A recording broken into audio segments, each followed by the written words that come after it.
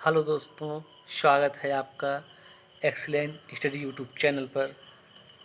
आज इतिहास में हड़प्पा सभ्यता टॉपिक पर हम लोग चर्चा करेंगे। सिंधु घाटी सभ्यता या हड़प्पा सभ्यता भारतीय पुरातत्व विभाग के महानिदेशक जॉन मार्शल के निर्देशन में राय बहादुर दयाराम साहनी ने 1921 ईस्वी में हड़प्पा की एवं राखल दास बनर्जी ने 1922 ईस्वी में मोहनजोदड़ो की खुदाई करवाई। सिंधु सभ्यता के नामकरण पर हम पहले चर्चा करते हैं कि सिंधु घाटी सभ्यता हड़प्पा सभ्यता के प्रारंभ में जब खुदाई होती है तो सिंधु नदी के आसपास इसके केंद्र थे। सिंधु सभ्यता सिंधु नदी के आसपास केंद्रित होने के कारण सिंधु घाटी सभ्यता नाम से फेमस हुई। हड़प्पा सभ्यता क्यों कहा जाता है? क्योंकि सिंधु घाटी सभ्यता जब खुदाई शुरू होती है तो सबसे प्रारंभिक जो स्थल मिलता है वो हड़प्पा स्थल से ही खोजा गया था। तीसरा है सिंधु सरस्वती सभ्यता, जिसको लोग कहते हैं।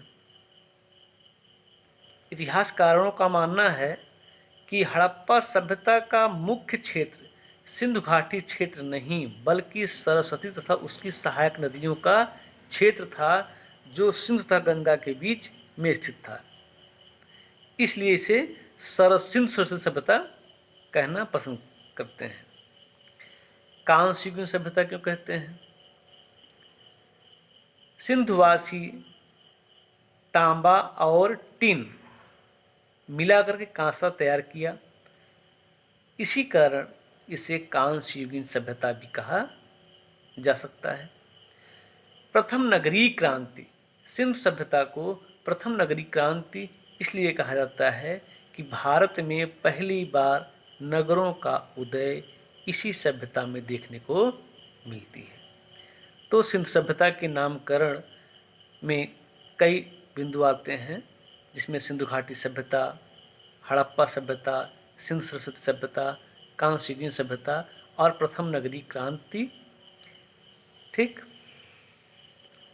सिंधु घाटी सभ्यता का काल निर्धारण। सिंधु सभ्यता की तिथि को निर्धारित करना बहुत जटिल कार्य है। इस क्षेत्र में सर्वप्रथम प्रयास जॉन मार्शल ने 1931 में इस सभ्यता की तिथि लगभग 3250 ईसा पूर्व से 2750 ईस्वी निर्धारित किया है, परंतु रेडियो कार्बन C14 से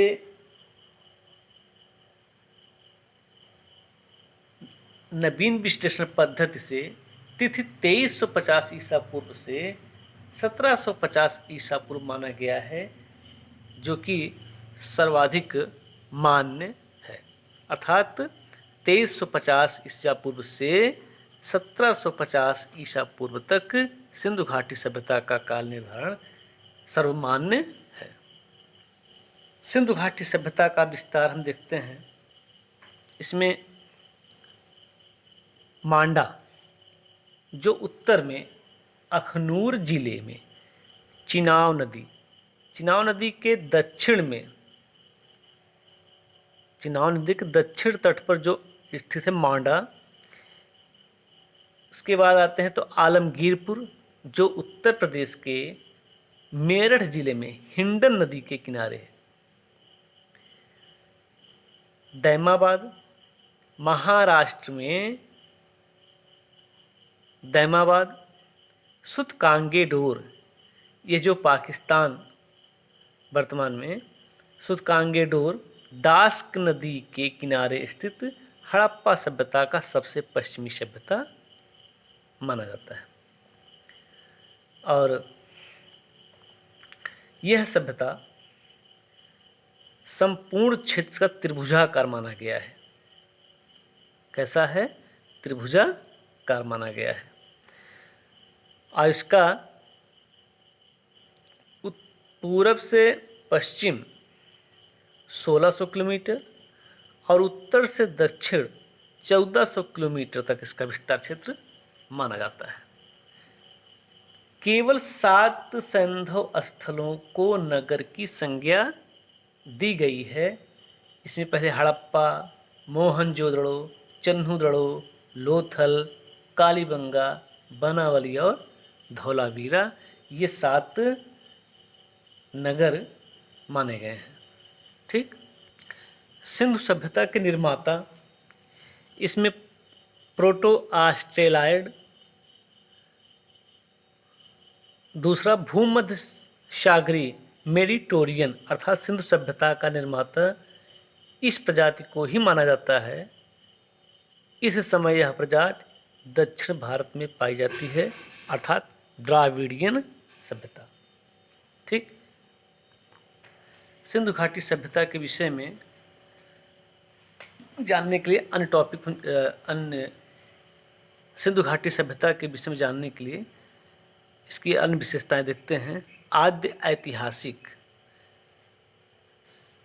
से पाषाणकालीन सभ्यता में आद्य ऐतिहासिक का मतलब है कि जिसकी लिखित जानकारी तो मिल रही है परंतु इसके लिपि को अभी तक पढ़ा नहीं जा सका है।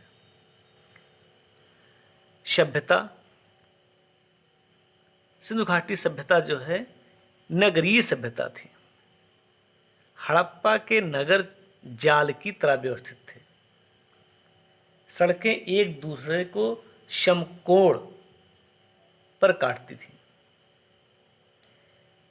घरों का निर्माण एक सीधे क्रम में व्यवस्थित था। दरवाजे गलियों या सहायक सड़की की ओर खुलते थे। भवन 2 मंजिले में थे। घरों में रसोई घर, स्नानागार तथा बीच में आंगन की व्यवस्था होती थी। आगे देखते हैं व्यापार प्रधान। सिंधु घाटी सभ्यता के लोग व्यापार प्रधान सिंधु घाटी सभ्यता थी। इसमें प्रायः पत्थर, धातु, हड्डी आदि का व्यापार होता था। यहाँ पर धातु के सिक्के का प्रयोग नहीं होता था। अफगानिस्तान में अपनी वाणिज्यिक बस्ती स्थापित की थी जिसकी सहायता से उनका व्यापार मध्य एशिया के साथ भी चलता रहा। हड़प्पा सभ्यता से मेसोपोटामिया की खुदाई में हड़प्पा की मोहरें भी प्राप्त हुई हैं।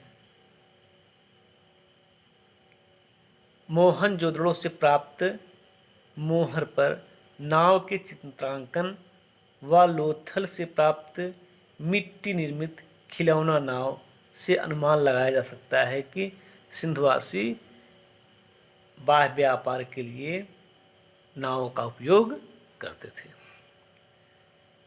राजनीतिक विशेषता देखते हैं।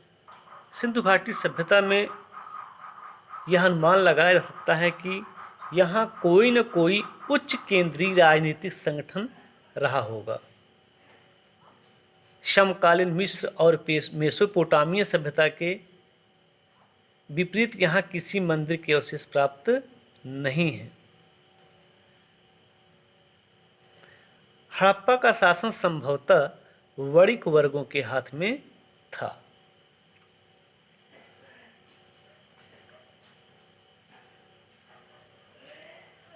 फिलर ने सिंधु सभ्यता के लोगों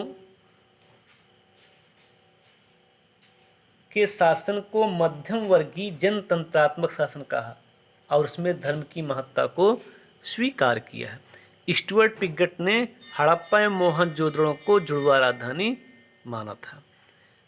सिंधु घाटी सभ्यता का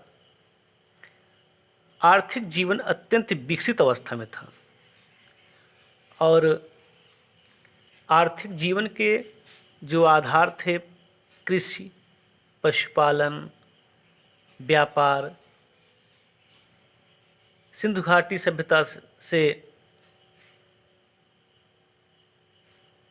लोथल से चावल के साक्ष्य मिले हैं। रंगपुर से धान की भूसी प्राप्त हुई है। अनाज संभवतः यहाँ कर के रूप में वसूला जाता था। यहाँ के नगरों में अन्नागार प्राप्त हुए हैं। लोथल से आटा पीसने की पत्थर की चक्की के 2 पाठ मिले हैं। पशुपालन में देखते हैं तो हड़प्पाई लोग बहुत सारे पशु पालते थे। वे बैल, गाय, भैंस, बकरी, भेड़, बिल्ली, ऊंट, बाघ, हिरन, मोर आदि से परिचित थे, परंतु उन्हें कुबड़ वाला साड़ अत्यधिक प्रिय था। हड़प्पा सभ्यता का सबसे प्रमुख उद्योग वस्त्र उद्योग था। सूत की कताई और सूती वस्त्रों की बुनाई के धंधे अत्यंत विकसित थे। सामाजिक हड़प्पा समाज मातृसत्तात्मक था। सैंधव सभ्यता के लोग युद्ध प्रिय कम थे, शांति प्रिय अधिक थे और सिंधु सभ्यता के लोग शाकाहारी तथा मांसाहारी दोनों थे। मनोरंजन के लिए पासे के खेल, नृत्य, शिकार, पशुओं की लड़ाई आदि प्रमुख साधन थे। धार्मिक उत्सव एवं समारोह समय समय पर धूमधाम से मनाए जाते थे। सैंधववासी मातृ देवी की पूजा करते थे, पशुपति की पूजा करते थे और सिंधु सभ्यता में योग की परंपरा का धार्मिक महत्व था। सिंधु सभ्यता के अंत्येष्टि संस्कार की विधियों से उनके पारलौकिक जीवन विश्वास की पुष्टि होती है।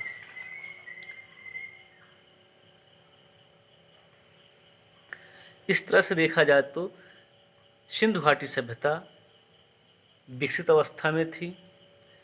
अब हम अगले वीडियो में सिंधु घाटी सभ्यता के नगर तथा उनसे प्राप्त साक्ष्य की चर्चा करेंगे।